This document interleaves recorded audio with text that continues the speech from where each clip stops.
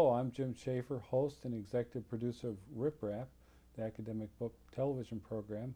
My guest today is James Boyd White, who's returning to discuss his latest book, The Edge of Meaning. Welcome to Rip Rap again, Jim.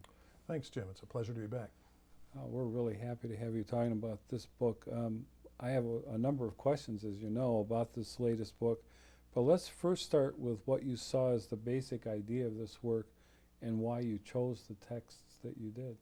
The basic idea of this, Jim, is to focus on what I think of as a universal human psychological and imaginative process, that by which people seek to imagine the universe and themselves and other people within it in such a way as to make possible for them meaningful speech and effective action.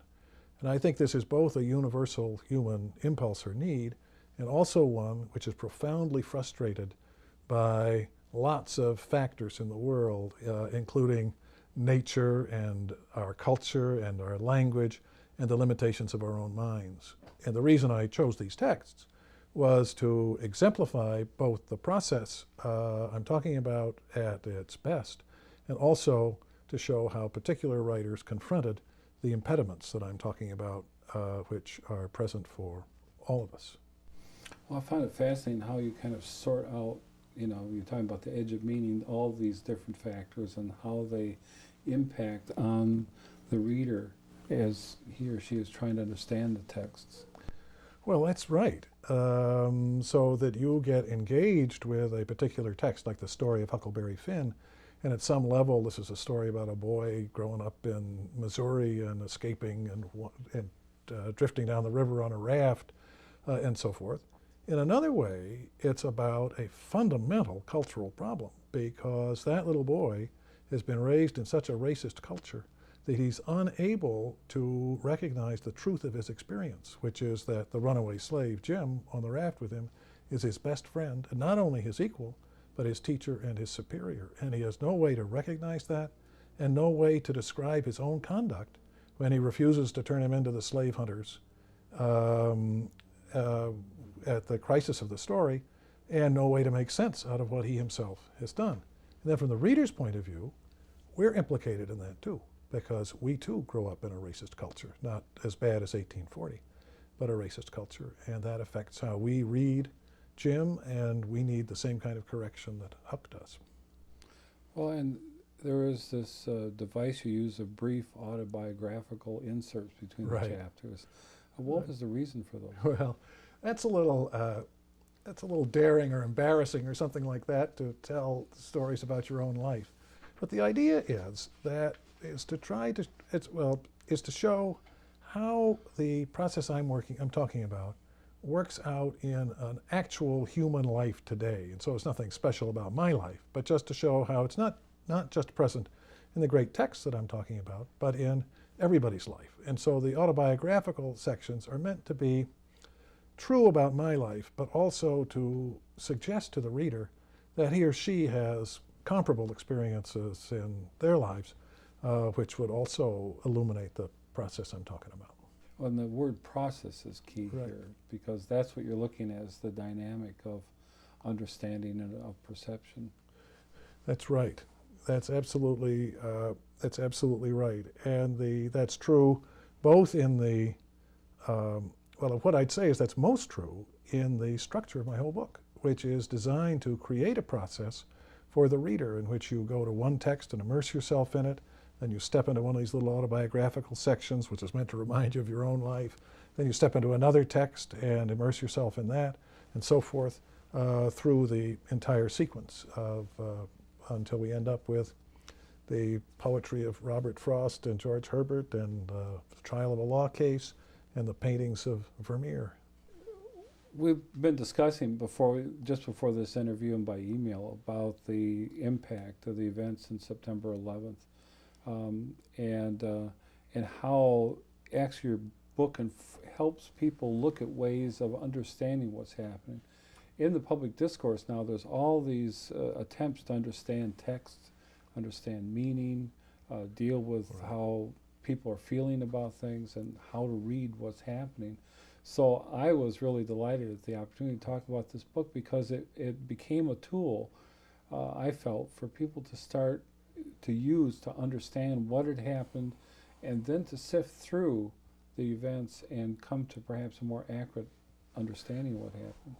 Well, that's really right. That what the events of September 11th did was to challenge for our whole nation the very process that I'm talking about, which is, can we imagine ourselves in a way that makes sense, that fits with our prior experience, that enables us to have future experience, that enables us to talk sensibly, that enables us to know how to act? And that's true both at the level of the government, trying to decide these questions, and at individual people who've suffered tragedy or just been shocked or traumatized because watching our fellow citizens experience this. And so it does present exactly the question that this book is addressed to everybody. But it's also true that that same question is presented in people's lives by less dramatic or less global experiences. So whenever anybody you love dies, or somebody has a terrible illness, or you experience some other loss, the natural experience of the human being is to say, I can no longer really imagine the world the way I used to. And the question is, can I find a way to live on the conditions where I have to recognize that my old imagining was less stable and less certain than I used to think it was? Well, one of the things that was fascinating to me is how you concentrate on particularity and not universality in interpreting text. That you get, there's a one chapter where you get into even the Greek construction and syntax, Right. and really do some close analysis in that way, of a very specific way of taking a text and then taking a look at its background, the etymology of the words, and interpreting what it actually means instead of trying to get too broad a generality. Right. Well, that's really where I think meaning is. The kind of meaning that's available to us is present in particularity. If you think about somebody like Robert Frost, whom I write about here, and is one of my favorite poets, he was haunted by his incapacity to make sense of the universe. He wanted to believe that it was coherent and whole and benign. Sometimes he was afraid it was malign. Sometimes he was afraid it was incoherent. And he could never come to some simple-minded, settled view about it and say, oh, the universe is benign or incoherent or malign. Resolve that question. Nobody really can.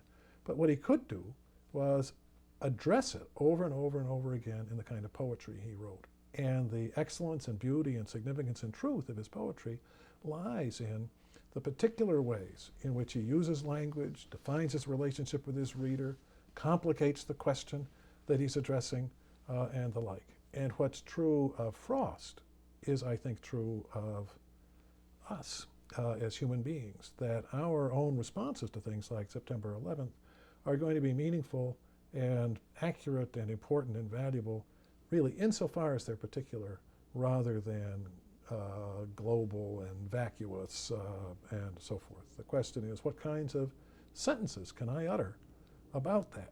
And a friend of mine sent me a haiku he'd written about this, and it seemed to me that that's really right. It's these tiny little poem, and he's able to say something about it, but the main thing he's saying is, I can't say everything about it. I can't reduce it to language that works. I can say this much, but that's all.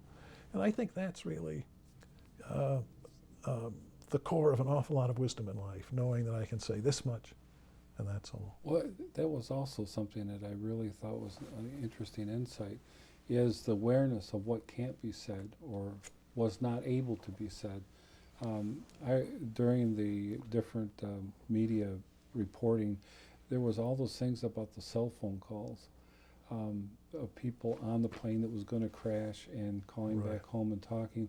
And underneath it, there was this love and compassion. They were talking maybe in very specific ways about specific things, but there were also things they could not say, perhaps because of their immediate circumstance, or because it was beyond what they could say. People in the buildings themselves at the World Trade Towers were also talking, and I kept thinking of your book as this was unfolding, thinking that this really was a very profound, insight into language, ordinary language. There are moments when you simply can't articulate, but the person who is trying to understand what you're doing and what you are saying, it's important to know that. Right. Well, that's true about language, not being able to articulate things. It's true in a lot of ways in life. I mean, it's true if I sprain my ankle, I can't really communicate to you what the pain is like. Or I see a beautiful sunset and I say, oh, that's a beautiful sunset. My language for that isn't very adequate at all. And in fact, our language floats on a sea of unlanguageable experience. There's no question about that.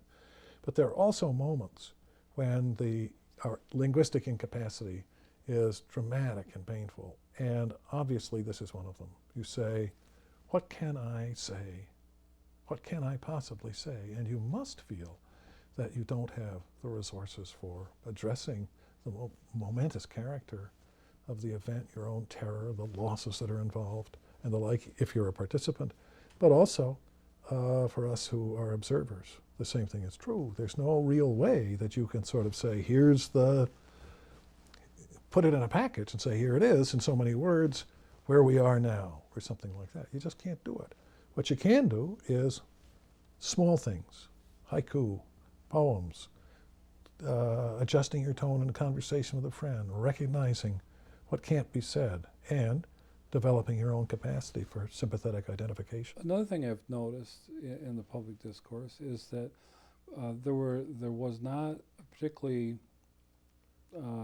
adequate vocabulary for talking about issues that people are not familiar about. For example, the Quran. A lot of people are not familiar with the specific text, which I found fascinating with your emphasis on particularity. They had never opened a Quran. They had never really read anything. They were barely aware, they were aware this is a foundational text for the Islamic religion. But when they started getting into trying to understand, it became apparent that the kind of informed position that you have and are advocate wasn't there. And so people in the bookstores now are buying Qurans and other texts like that in order to, the Prophet Muhammad's sayings and the rulings, to try to come to some better understanding. And so in this instance, the inability to articulate came from a kind of, I wouldn't say ignorance, but an uninformed position. Yeah, it is uninformed, and it's uninformed about the culture and also uninformed about the language. And you mentioned earlier that in this book I have some treatment of the Greek language and deal at length with one text, Plato's dialogue, the Phaedrus, in which I reproduce and analyze some of the Greek and try and keep that constantly before the reader, not, I hope, in a way that makes it too difficult to read it, but as a way of constantly reminding the reader that this text was really written in a language other than English. And it can't be just translated in English and made available to the language of 2001 without losing a lot of its meaning. So part of the effort in reading certainly any text in Greek is to try to have some awareness of what the language is. It'll always be imperfect and always incomplete, but some awareness of what it is so that you can begin to understand it more completely as it was in fact written. And that is obviously true today with respect to the Quran and the entire Islamic religion, with respect to which almost all Americans are almost entirely ignorant. And nothing is easier than for people in a situation like ours simply to create, in a very simple-minded way, monsters or enemies or something like that, or evil people as the way we imagine the world. And obviously that does not do justice to the complexity, the wisdom, and the richness of the Islamic world and tradition. Well, and we should mention that while you're a scholar of classical studies, one of your primary roles is a professor of law, and your pedagogical passion for the life of law is a life of writing. I really like that phrase.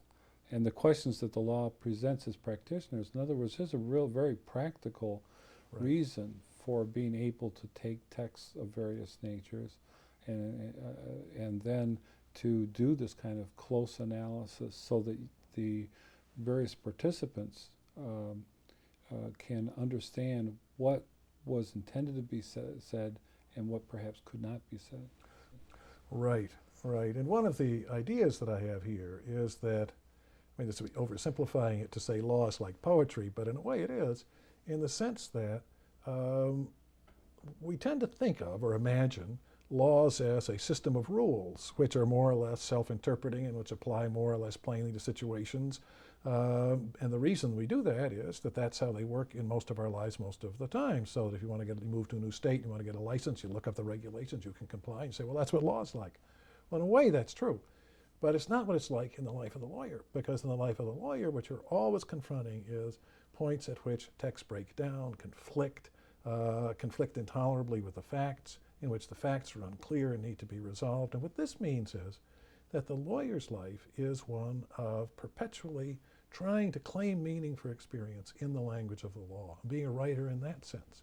And that means, if you're going to do it well, that you're aware of the character of the language, the limitations of the language, the force of the culture on you and on others, the limitations of language generally, what can't be said, what can't be done, the limitations of nature as they intrude on the story you're telling, and the like. So that for me, the actual life of the law is a life of the writing imagination, and it has the kind of, I was going to say redemptive, maybe that's too strong a word, but something like that quality to it, a way of making life possible, endurable, meaningful, bit by bit, particular by particular. Yeah, we often look at text and books as sort of dusty, just the dusty pages, and they really are kind of living tissues formed, or fabrics formed by the interactions of specific people, specific judges, specific attorneys, specific defendants, specific plaintiffs. There's this interaction that's gone on, and then this is woven together what we now have as law. And that's what I find fascinating about it, and that one of the awarenesses that you have in your presentation is the central issue on people themselves.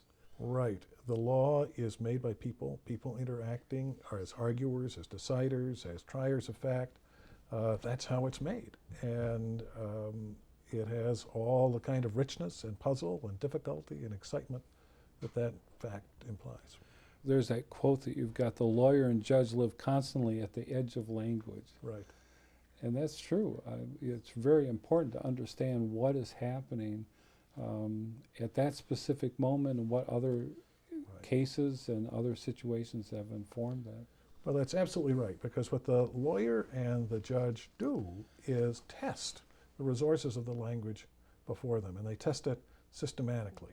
So that the lawyer, if you have two lawyers, one on one side, one on the other, and a body of rules or cases, each is going to try to interpret those rules and those cases as favorably to his client as he can. And the other on the other side is going to do it on the other side. And what that means is that they are both working on this material to test its resources, its possibilities for meaning one against the other.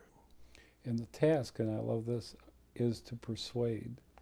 And the best persuasion is argumentation built exactly on what you're talking about, which is careful scholarship of the text that you're dealing with, interpreting it accurately, so that you're building this case in a way that it seems that it has the weight and, convincing. And of course, as you get to those larger cases where they're now going to be considered landmark issues, then it's crucial that you not make a mistake and, or that you build your case in a way so that it doesn't have flaws in it. That's true. Because lawyers are writers in kind of competition with each other, it means that they are, is that every step they take is scrutinized by somebody else, whether the judge or the lawyer on the other side. And if you do introduce something false or dishonest or incomplete or unresearched into your structure, it's very likely to show up and damage your case. Well, in persuading, and I love this quote too, is you want to reach the springs of judgment and decision within the judge. You know, I thought that's a marvelous thing, but that's also a way for it to come back to this other situation in daily life and in the public discourse of, you know, what's going on, is that we need to understand with some accuracy, you know, that the even political leaders can get into a position of demonizing. In other words, taking Right. advantage in an exploitive position that then is not informative but is really accusative. Instead of that, we really do need to build our own positions carefully. It could be within just our own families, that someone's done something, or that there's a conflict, you know, going on, and by building a careful analysis of what is happening, you know, and kind of deconstructing that so that you can understand it precisely what it is, not what you assume that it might Right. be. Yeah, not what you wish it was. Yes, not what you right. wish it was.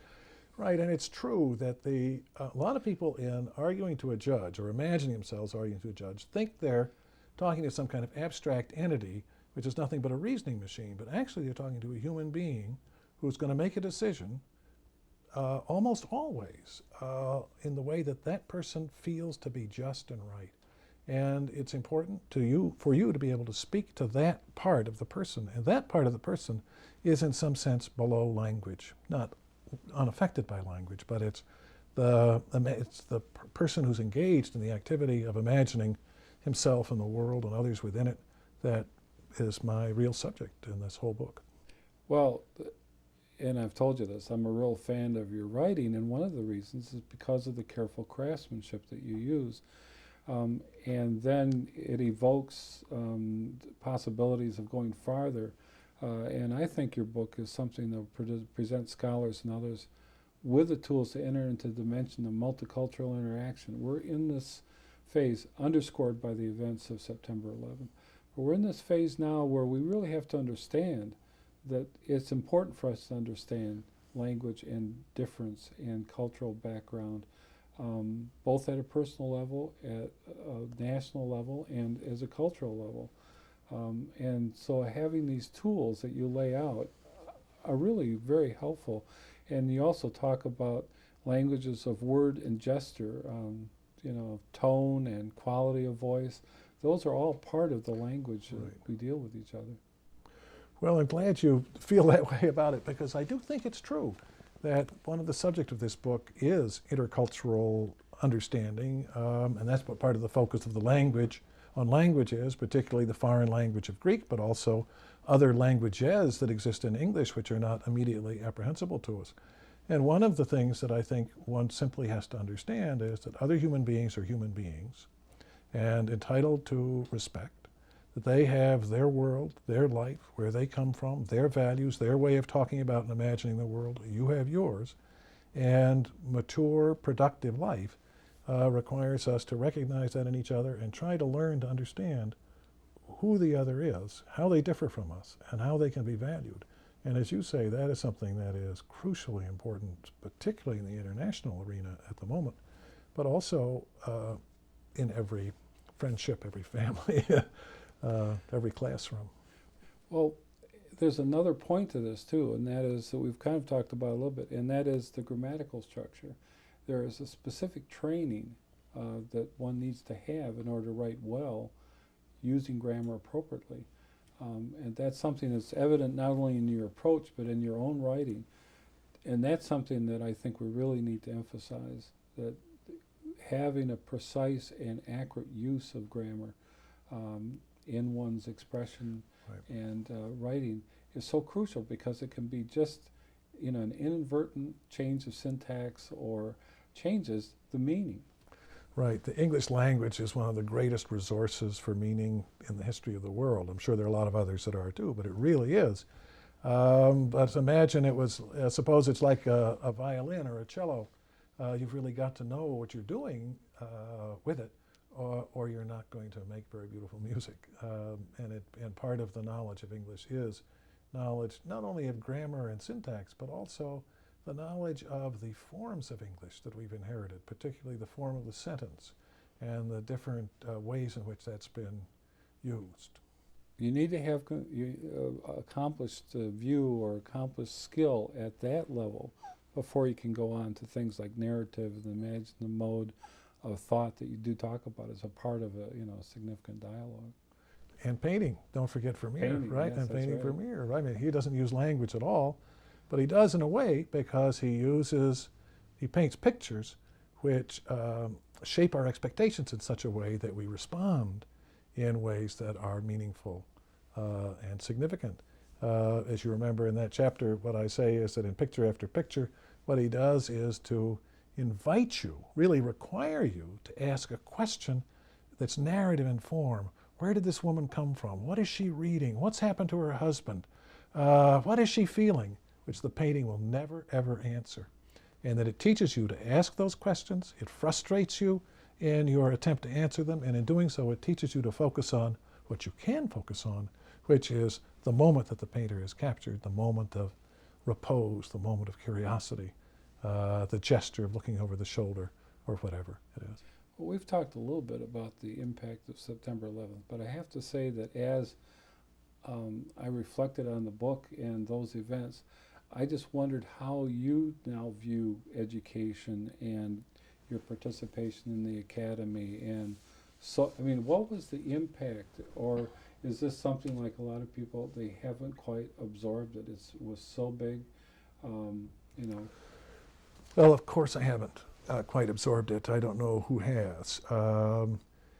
And one instinct that I did have a little bit go through my head was, here's this terrible thing happening. Who am I to be reading 17th century poetry and ancient Greek and things like that?